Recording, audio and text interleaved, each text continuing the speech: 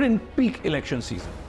And when it's election time, it's also a time for politicians to make all kinds of promises. These promises get captured as election manifestos of these parties. We'll take you through the basis of the commitments which are being made by two of the principal adversaries, the BJP and, like it or not, perhaps the Congress party. The Bharatiya Janata Party has come up with a new idiom. Prime Minister Modi is going around town, he's going around the entire country, saying that it's not just a commitment, it's actually a guarantee.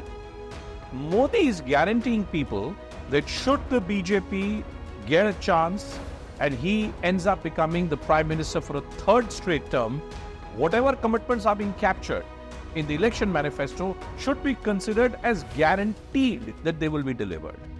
The Congress party, on the other hand, which has come up with its Nyaya Patra, is promising people harmony, equity, and a certain degree of support based on subsidies.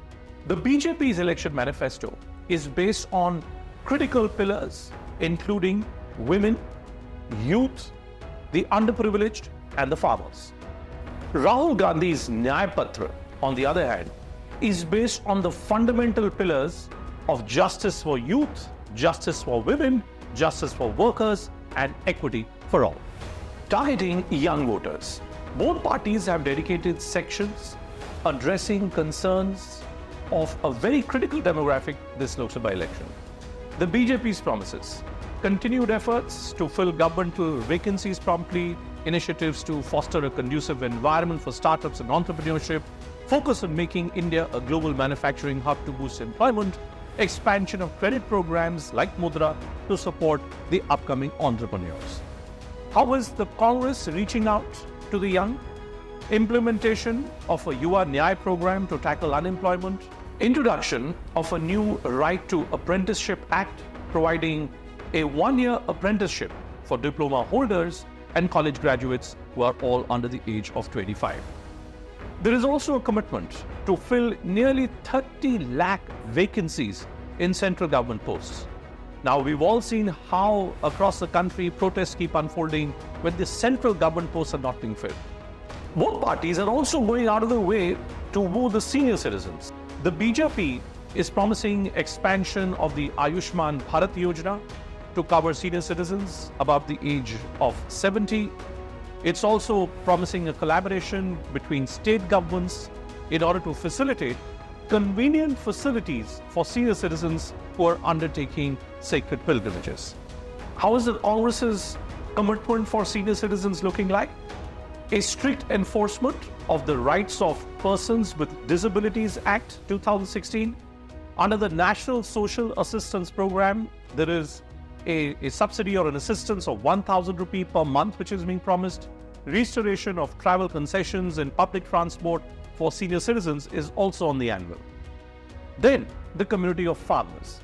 We've all seen how the agriculture sector, the farmers, have ended up becoming a very, very critical and crucial political support base for the Bharatiya Janata Party. The BJP is literally laying out the red carpet for the farming community.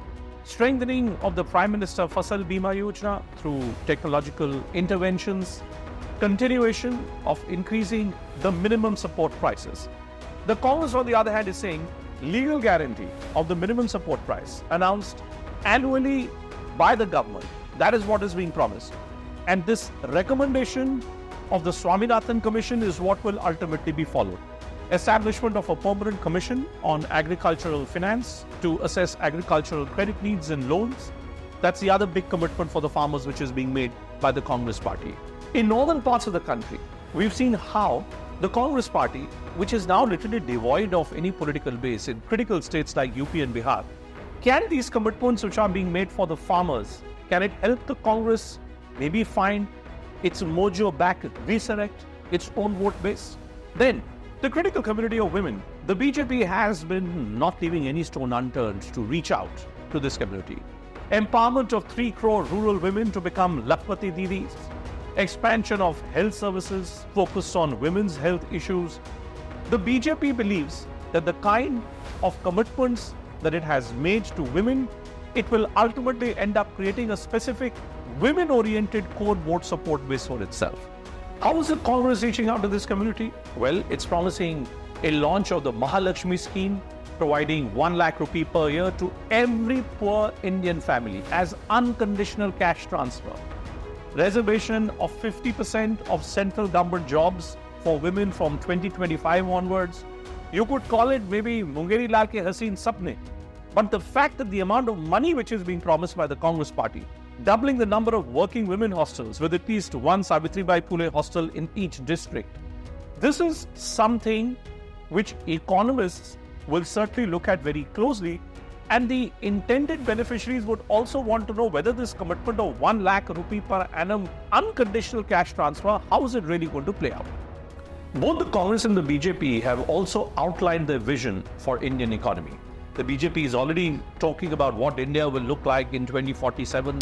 मैं आपको guarantee देता हूं, हर पल देश के नाम, हर पल आपके नाम, 24/7 for 2047. As part of its economic manifesto, the BJP is guaranteeing India becoming the third largest economic power. Commitment to a low inflation and economic growth. It wants to focus on increasing employment opportunities and supporting taxpayers. The Congress, on the other hand, it's promising a country which is based on social equity. It's promising a country where financial inequalities will be less, income inequality will be lesser.